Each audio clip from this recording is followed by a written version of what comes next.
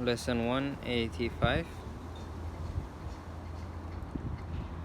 I want the peace of God.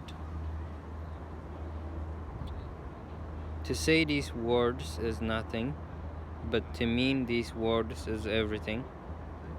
If you could but mean them for just an instant, there would be no further sorrow possible for you, in any form and in any place or time. Heaven would be completely given back to full awareness, memory of God entirely restored, the resurrection of all creation fully recognized. No one can mean these words and not be healed. He cannot play with dreams, nor think he is himself a dream. He cannot make a hell or think it real. He wants the peace of God, and it is given him. For that is all he wants, and that is all he will receive. You have but to look upon the world you see around you to be sure how very few they are.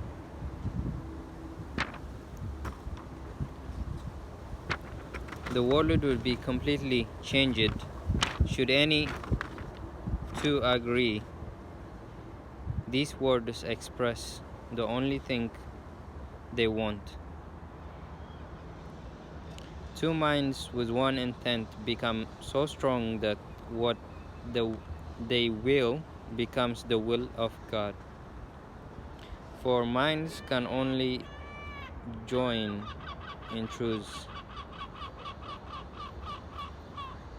In dreams, no two can share the same intent. To each, the hero of the dream is different. The outcome wanted not the same for both. Loser and gainer merely shift about in changing patterns. As the ratio of gain to loss and loss to gain takes on a different aspect or another form, yet compromise alone a dream can bring. Sometimes it takes the form of union, but only the form. The meaning must escape the dream, for compromising is the goal of dreaming. Minds cannot unite in dreams, they merely bargain. And what bargain can give them? The peace of God. Illusions come to take his place, and what he means is lost to sleeping minds intent on compromise, each to his gain and to another's loss. To mean you want the peace of God is to renounce all dreams, for no one means these words who wants illusions and who therefore seeks the means which bring illusions. He has looked on them and found them wanting. Now he seeks to go beyond them, recognizing that another dream would bring or would offer nothing more than all the others. Dreams are one to him, and he has learned their only difference is one of form. For one will bring the same despair and misery as do the rest. The mind which means that all it wants is peace must join with other minds, for that is how peace is obtained. And when the wish for peace is genuine, the means for finding it is given in a form each mind which seeks for it in honesty can understand. Whatever form the lesson takes, is planned for him in such way that he can not mistake it if his asking is sincere, and if he asks without sincerity, there is no form in which the lesson will meet with acceptance and be truly learned.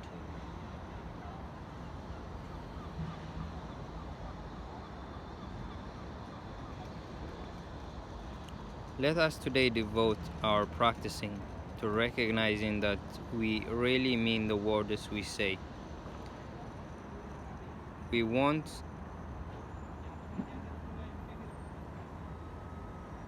the peace of God. This is no idle wish. These words do not request another dream be given us. They do not ask for compromise, nor try to make another bargain in the hope that there must yet be one which can succeed where all the rest have failed. To mean these words acknowledges illusions are in vain, requesting the eternal in place of the shifting dreams which seem to change in what they offer, but are one in nothingness. Today, devote your practice periods to careful searching of your mind, to find the dreams you cherish still. What do you ask for in your heart? Forget the words you use in making your request. Consider but what you believe will comfort you and bring happiness, but be you not dismayed by lingering illusions, for their form is not what matters now. Let not some dreams be more acceptable, reserving shame and secrecy for others. They are one, and being one question should be asked of all of them. Is this what I would have in place of heaven and the peace of God? This is the choice you make. But be not deceived that it is otherwise. No compromise is possible in this. You choose God's peace or you have asked for dreams. And dreams will come as you requested them, yet will God's peace come just as certainly, and to remain with you forever. It will not be gone with every twist and turning of the road, to reappear unrecognized in forms, which shift and change with every step you take. You want the peace of God, and so do all who seem to seek for dreams. For them as well as for yourself, you ask but this. When you make this request with deep sincerity, for thus you reach to what they really want. Join your own intent with what they seek above all things, perhaps unknown to them, but sure to you.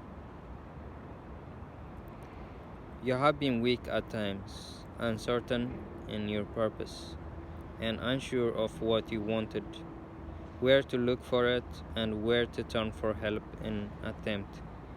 Help has been given you, and would you not avail yourself of it by sharing it? No one who truly seeks the peace of God can fail to find it, for he merely asks that he deceive himself no longer by denying to himself what is God's will. Who can remain unsatisfied who asks for what he has already? Who could be answered who requests an answer which is his to give? The peace of God is yours. For you it was created, given by you by its Creator, and established as His own eternal gift. How can you fail when you but ask for what He wills for you?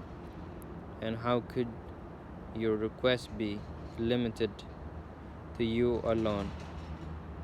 No gift of God can be unshared. It is this attribute which sets the gift of God apart from every dream that ever seemed to take the place of truth.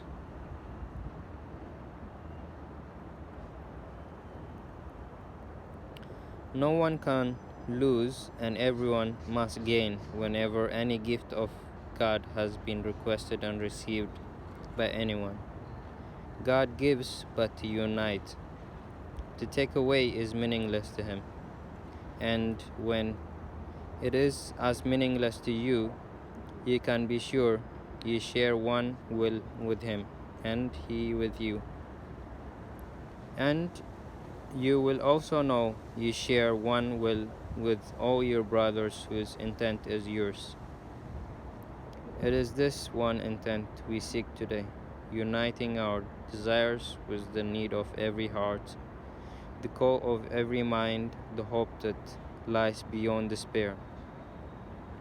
The love attack would hide, and the brotherhood that hate has sought to sever, but which still remains as God created it.